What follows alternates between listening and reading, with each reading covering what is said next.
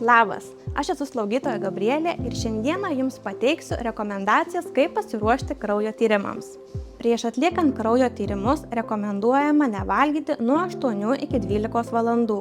Ir svarbu nepamiršti, kad sultys, arbata, kava, o ypač su cukrumi, yra taip pat maistas, todėl leidžiama vartoti tik vandenį. Iki tyrimo rekomenduojama nevartoti alkoholio 1-2 dienos.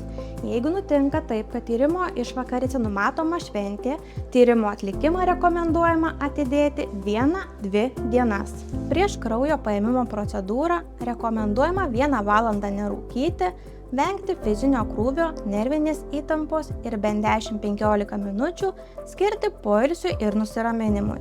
Kasdieninę vaistų dozę rekomenduojama suvartoti po kraujo paėmimo procedūros.